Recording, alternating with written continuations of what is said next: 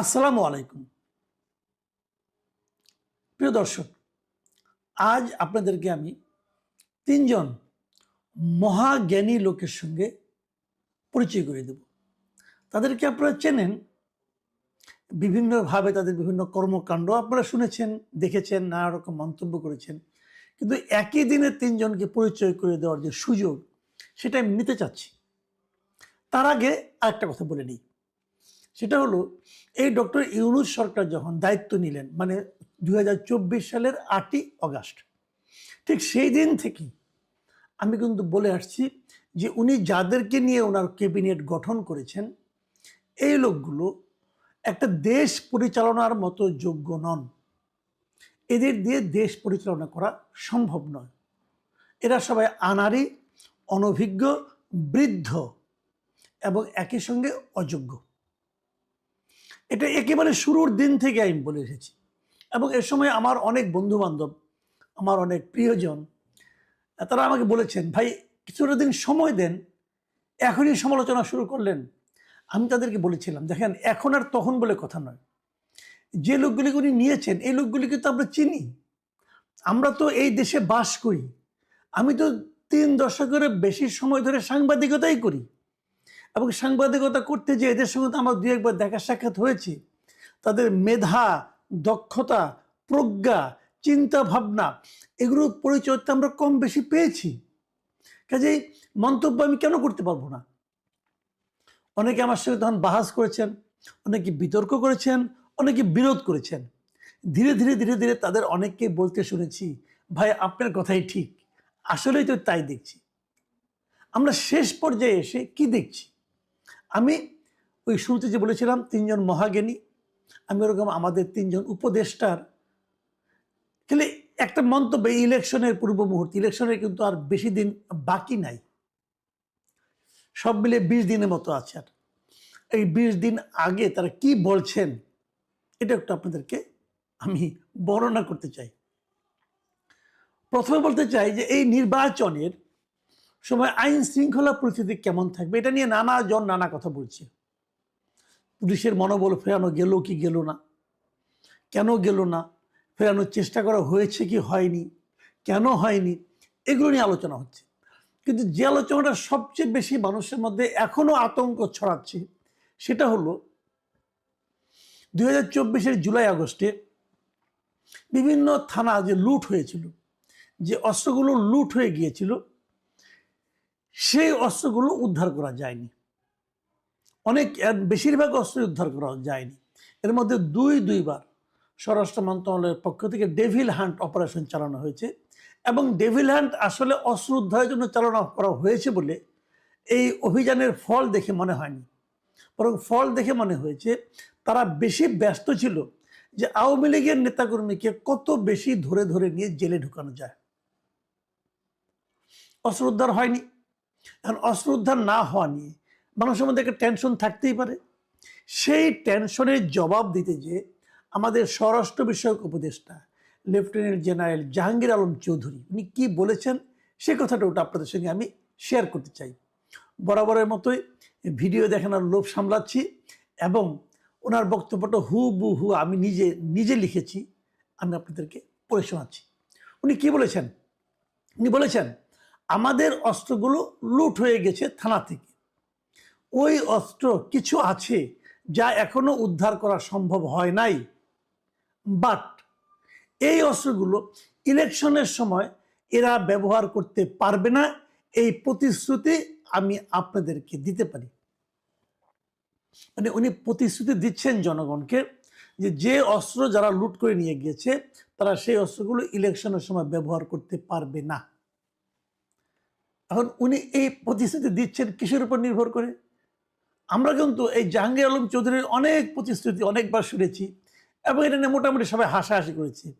প্রথম দিকে প্রতিশ্রুতি দেওয়ার পর ফলাফল দেখে হাসাহাসি করত, পরের দিকে উনি প্রতিশ্রুতি দেওয়ার সঙ্গে সঙ্গে লোকে হাসাহাসি করত, বুঝতো এর ফল কি হবে।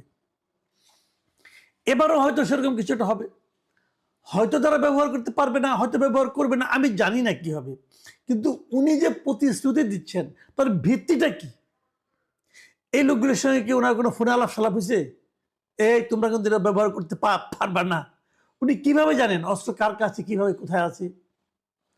মানে এই হলো ওনার মেধা, প্রজ্ঞা এবং জ্ঞান। এই জন্য ওনাকে আমি জ্ঞানীর স্তরে স্তরে আর রাখিনি, উনি মহাজ্ঞানী আমার বিবেচনা এখন। আচ্ছা, আরেকজন মহাজ্ঞানী কথা বলি, উনি আসলেই জ্ঞানী। ওনাকে যখন বাণিজ্য উপদেষ্টা হিসেবে নিয়োগ করা হয়, মানে মিস্টার শেখ বশিরউদ্দিন, আকিজ সাহেবের ছেলে। আকিজ সাহেব তো বুঝতে পেরেছেন যে আকিজ বিড়ি বানাতো, যিনি আকিজ বিড়ি বানিয়ে যিনি অনেক বড় লোক হয়েছিলেন, তার একজন পুত্র শেখ বশিরউদ্দিন। ওনার আরেকজন পুত্র আছেন, আরও বেশ কয়েকজন পুত্র আছেন।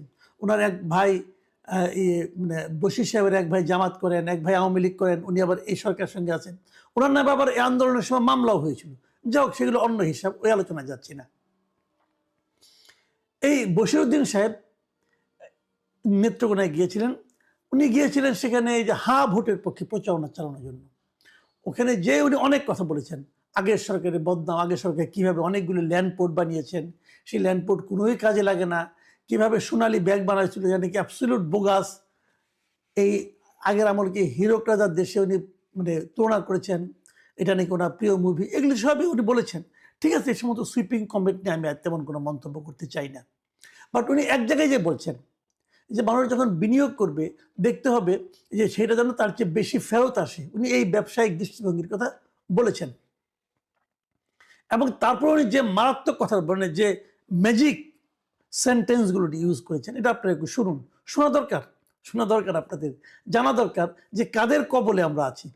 উনি বলেছেন, আমরা যদি পদ্মা ব্রিজ না বানিয়ে ওই টাকা ইরিগেশনে ব্যয় করতাম, ইরিগেশন মানে সেচে ব্যয় করতাম, তাহলে চালের দাম 5 টাকা কমে যেত। আজকে আমার 20 টাকা চালের দাম বেড়ে গেছে বিকজ অফ পদ্মা ব্রিজের দায় পরিশোধ করতে যেয়ে। আমার লাভটা কি হয়েছে বুঝেন? মানে ওনার বক্তব্য হলো, উনি যদি পদ্মা ব্রিজটা না বানাইতেন, মানে ওখানে যে বিপুল অর্থ ব্যয় হয়েছে যদি না বানাতেন এবং না বানিয়ে ওই টাকাটা যদি উনি সেচ কাজে, কৃষকের সেচ কাজে ব্যবহার করতেন, তাহলে চালের দাম 5 টাকা করে কমতো।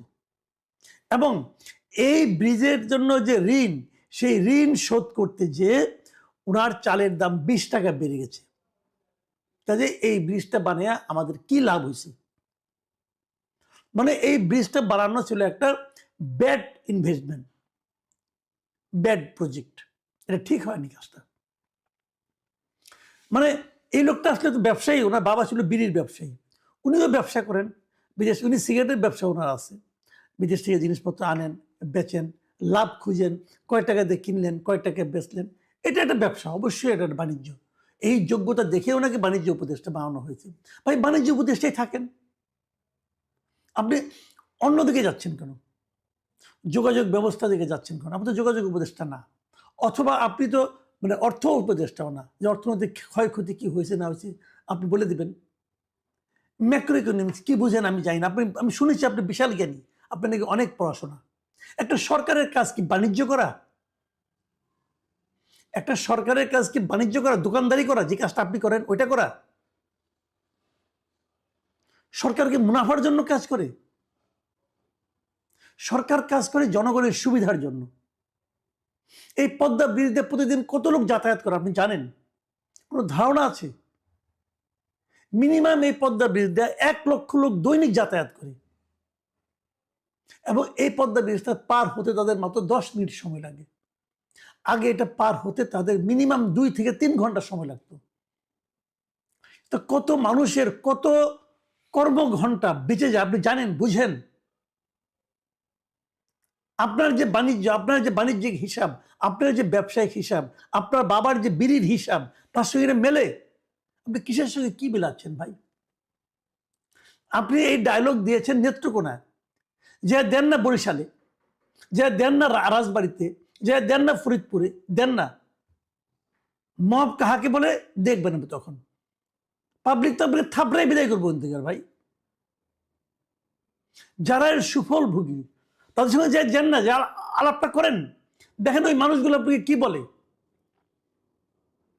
তারা চালের দাম যখন 5 টাকা বাড়ে তখন তারাই চাল 5 টাকা বেশি দিয়ে কিনে, এবং চালের দামের সঙ্গে একটা ব্রিজ তৈরির কি সম্পর্ক আছে এটা এখন পর্যন্ত আমি বুঝি না।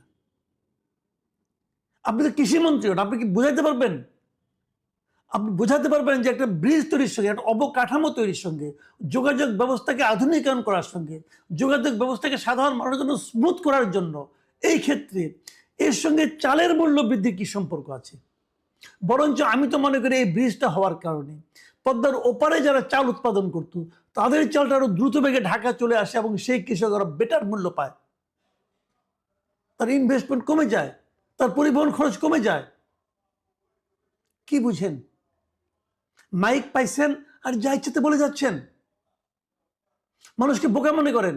আপনার এই কথা যত লোক শুনছে তারা সবাই জানে আপনার আপনি কত বড় একটা, মানে কি বলবো, আমি তার পাগল বলতে পারবো না, ছাগল বলতে পারবো না, আপনি কত বড় একটা মহাজ্ঞানী সবাই তো বুঝে গেছে রে ভাই।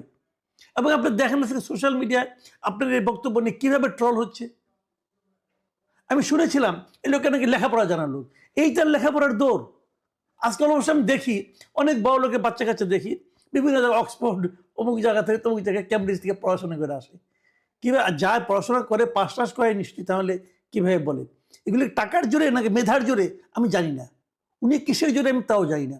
এ ধরনের ননসেন্স কথাবার্তা যারা বলতে পারে যে পদ্মা ব্রিজ হওয়ার কারণে চালের দাম বেড়ে, ভাই আপনি হাসিনাকে পছন্দ করেন না, হাসিনার সমালোচনা করার জন্য 20টা কারণ আছে।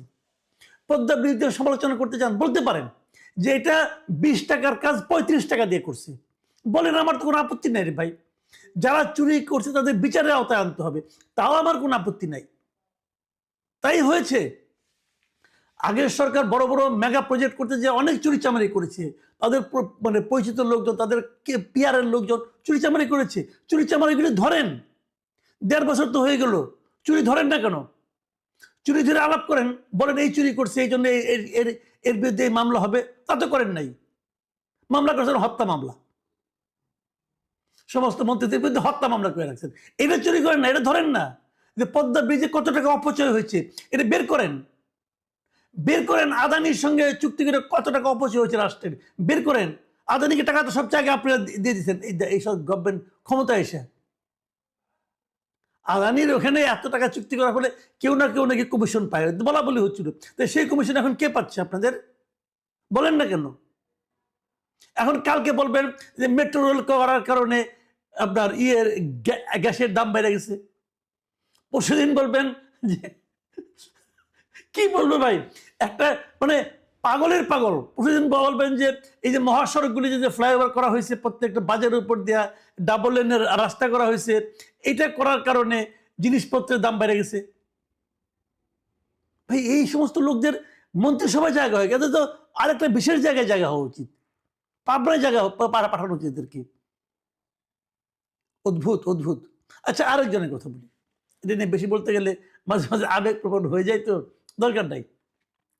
আরেকজনের কথা, এটা আসলে আপনারা একটু হাসির খোরাক এখানে পাবেন। উনি হচ্ছেন স্বাস্থ্য উপদেষ্টা নূরজাহান বেগম। মানে ওনার সম্পর্কে আমি আগেও বলেছিলাম বহুবার যে এই ভদ্রমহিলা কিভাবে স্বাস্থ্য উপদেষ্টা হলেন এটা আমি বুঝি নাই। কিন্তু উনি গ্রামীণ ব্যাংকে চাকরি করতেন, ঠিক আছে, ইউনুস সাহেবের খুবই ক্লোজ। ইউনুস সাহেবের বাড়ি, ওনার বাড়ি পাশাপাশি বাড়ি, আগের থেকে হয়তো পরিচয় ছিল, শৈশব থেকে অথবা কৈশোর থেকে অথবা যৌবন থেকে, আমি জানি না, হয়তো খুব ক্লোজ, এই জন্য ওনাকে একটা জায়গায় বসাইতে হবে, বসাই দিয়েছেন। এই স্বাস্থ্য উপদেষ্টা গিয়েছে হানা ভোটের প্রচার চালাতে। যে উনি কি বলেছেন শুনেন। উনি বলেছেন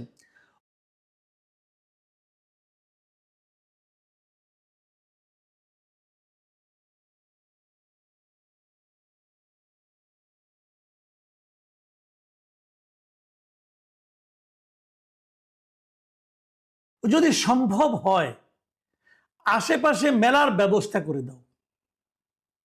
কোথায় মেলার ব্যবস্থা করতে হবে? আচ্ছা শুনেন, বুঝতে পারবেন।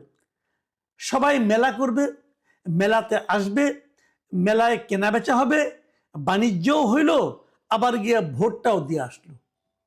মানে বুঝতে পেরেছেন তো, যে আপনি প্রত্যেকটা ভোট কেন্দ্রের আশেপাশে উনি মেলার ব্যবস্থা করতে বলছেন। তাহলে কি হবে?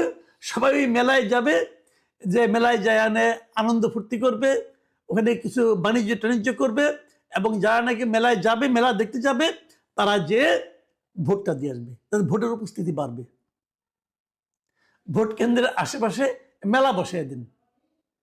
ভাই পৃথিবীতে কত রকম পাগল দেখছেন আপনারা, বলেন দেখি, কত রকম দেখছেন। ভোট কেন্দ্রের আশেপাশে মেলা বসাইতে দিবে ইলেকশন কমিশন, দিবে সরকার?